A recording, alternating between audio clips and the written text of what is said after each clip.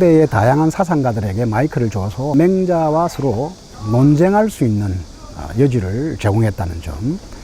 또 한 가지 제가 주안점을 준 부분은 그동안의 맹자 혹은 유교에 대해서 가졌던 생각에 대한 파격이 실은 꽤나 많이 있습니다. 우리가 요즘 공무원 시험 중고등학생들 입시에도 아마 문제가 이렇게 나올 거예요. 맹자 사상 그러면 위민 사상, 백성을 위하는 사상이다. 민본주의가 맹자 정치 사상의 기본이다. 이런 식으로 이야기가 나오는데 몇 가지 아니다. 오늘날 알고 있는 맹자에 대한 이해가 사실 송유 맹자 이해다 하는 점을 밝힌 점이 제가 갖고 있는 맹자의 특징이다 이렇게 볼 수도 있겠죠. 첫 번째로 위민은 없다.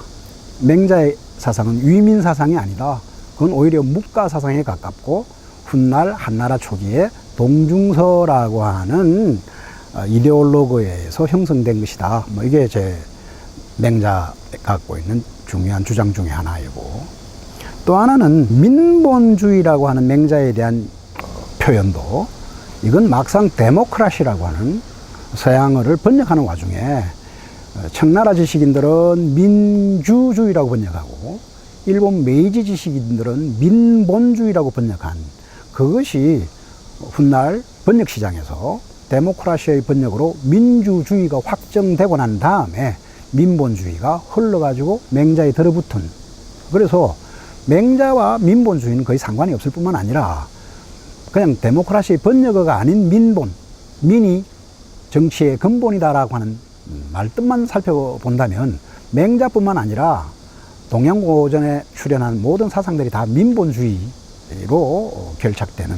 이런 혐의를 갖게 된다는 점에서 맹자 사상을 유민주의나 민본주의로 읽어서는 안 된다라고 하는 것이 제 맹자 주석의 중요한 점이고, 유교 사상의 대명사로 보통 충효사상 그러죠. 제가 맹자를 주석하는 와중에서 충효사상과 맹자사상은 전혀 상관이 없다. 특히나 부모에게 복종하는, 내가 동쪽으로 가고 싶어도 아버지가 특히 서쪽으로 가라시면 서쪽으로 가야 되는 것을 효로하는 복종 일변도의 훈련, 이것을 효로 알고 이걸 바탕 삼아서 훗날 사회에 나아가게 되면 군주에 대한 복종이나 국가에 대한 몸바치는 것을 충으로 하는, 이런 충효는 가짜 유교 혹은 일본 군국주의적 논리가 덧붙은 이런 것이라고 하는 점을 밝힌 점, 이것이 또 하나의 이제 맹자 주석의 특장점이라고 볼 수 있겠고요.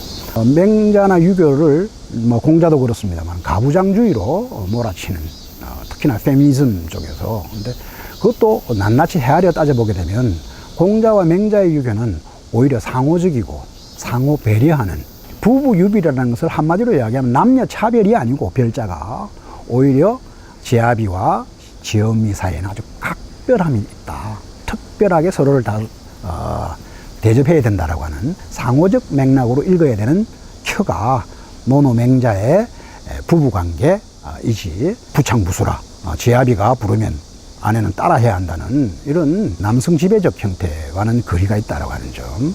오늘날 현대 페미니스트들이 이야기하는 그런 논리는 유교에는 없지만 여성이 남성에 종속된다는 형태의 어떤 그런 가부장제 논리도 원시유교, 곧 공자나 맹자의 사회에는 존재하지 않는다는 점을 밝힌 점도 오늘날 입장에서 보게 된다면 좀 의미가 있는 것이라고 볼 수가 있겠죠.